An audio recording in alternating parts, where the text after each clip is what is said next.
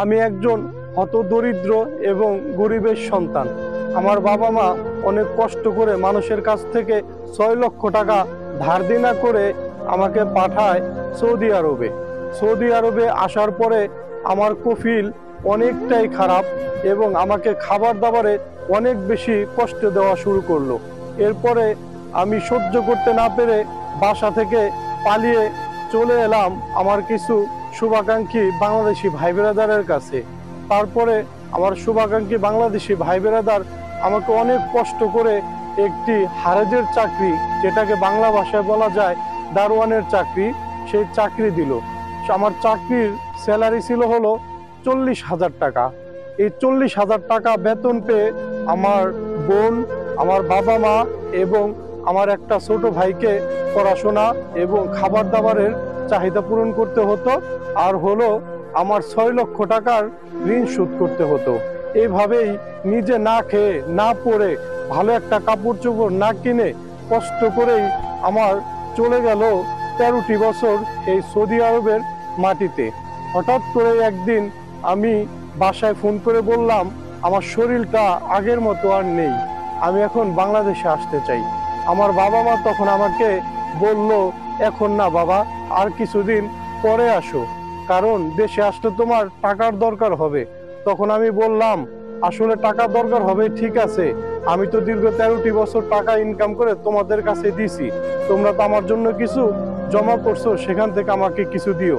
তখন আমাকে তারা উত্তর দিল, আমাদের কাছে যে টাকা দিছো সেই টাকা তো সবই খরচ হয়ে গেছে, টাকা তো আর কিছু অবশিষ্ট নেই।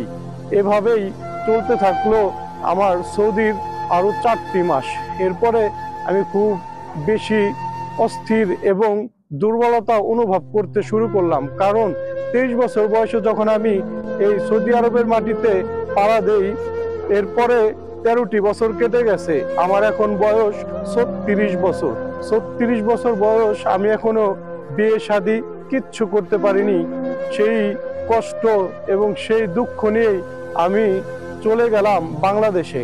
বাংলাদেশে যাবার পরে আমি বাবা মা এবং ভাই বোনদের কাছে জিজ্ঞেস করলাম, আমি যে 13টি বছর টাকা দিলাম তোমাদেরকে, সেখান থেকে অন্তত আমাকে কিছু টাকা দাও, আমি একটা ব্যবসা করি এই দেশে। কিন্তু আমাকে তারা উত্তর দিল, কোনো টাকা পয়সাই নেই। আমার ভাইয়েরও এখন ব্যবসা আছে, আমার বোনও ভালো জায়গায় বিয়ে হয়ে গেছে, কিন্তু আমার কাছেই একমাত্র কোনো টাকা পয়সা কিচ্ছু নেই। আমার জন্য আমার বাবা মা কিছুই রাখেনি।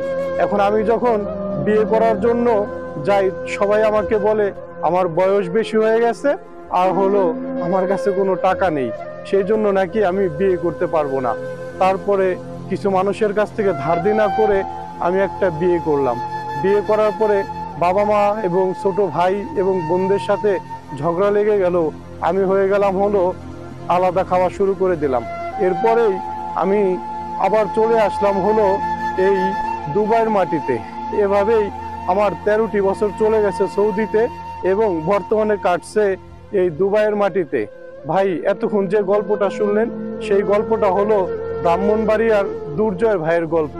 আসলে প্রবাসীরা এভাবেই সবসময় প্রতারিত হয়, কারণ প্রবাসীরা নিজের ইনকামের প্রত্যেকটা টাকা নিজের পরিবারের জন্য সবসময় একদম উজাড় করে দিয়ে দেয়। পরিশেষে এসে তাদের কাছে কোনো টাকাই থাকে না, পরিবারও তাদেরকে আর কোনো মূল্যায়ন করে না।